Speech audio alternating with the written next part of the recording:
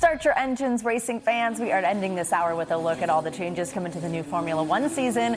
We are just hours away from the start of the Australian Grand Prix weekend. Practice sessions start tonight before the race that will officially kick off the 2026 season on Saturday.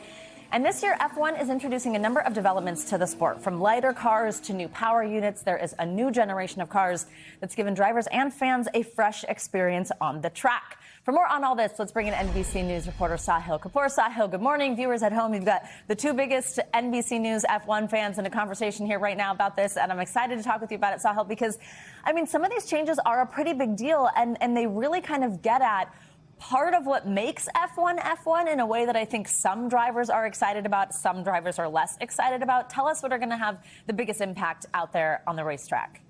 Yes, Savannah, Formula One is back, and I've never seen preseason intrigue quite like this because it's the biggest rule change in the sport's 75-year history, which will change the racing and the experience for fans. So let's take a look at some of the changes. There'll be new power units. This is the biggest one. More electrical energy that drivers control through buttons on their steering wheel, less power through their right foot on the gas. The cars will be smaller, they'll be lighter. They'll also have active aerodynamics, so you'll see more movement on the front and rear wings than we have before. And remember the buttons I mentioned, that includes overtake mode. It includes boost mode.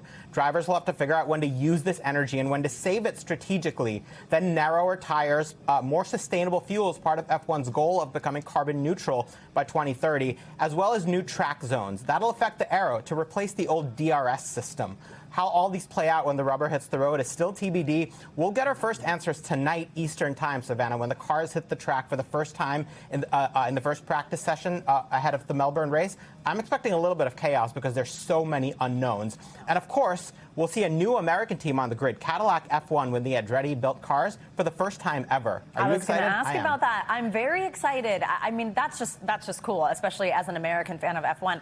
Also, I don't know how you can hear things like buttons on the steering wheel and overtake mode and boost mode and not be like, I gotta watch this. I'm so excited about it, Sahil. Tell us what we know about how the drivers are feeling about it and the difference it could mean on the track.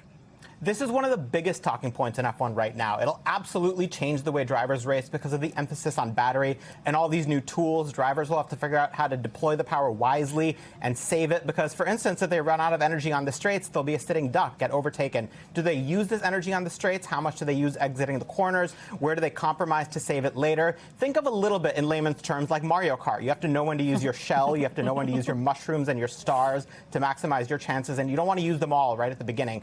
And this has all led to some criticism that, you know, F1 could be taking away from the emphasis on raw one-lap pace, which a lot of hardcore fans care about. F1 CEO Stefano Domenicali told me and other reporters recently that this anxiety about rule changes is natural in F1. He's seen a lot of it, but they'll still have great racing, he said, great overtaking and challenges for drivers. And if that doesn't happen, then he said the sport can intervene and adjust the regulations. But for now, he sounds confident that they won't have to. It's just, there's so much to watch for, Sahil. Also, you mentioned Cadillac. What I think is really cool about that, too, is seeing if that brings more American fans to the sport, something that we have seen happen since the Netflix show Drive to Survive, which I will tell our viewers, if you haven't seen, watch it so you can get into the season and feel like you know what's going on. It is like a reality TV show meets sport. You hear them talking to each other, you see the drama. I mean, I can't. Obviously, I like it, which is saying a lot for me for a sport. Sahil, thank you so much. We thank you for watching, and remember, stay updated on breaking news and top stories on the NBC News app or watch live on our YouTube channel.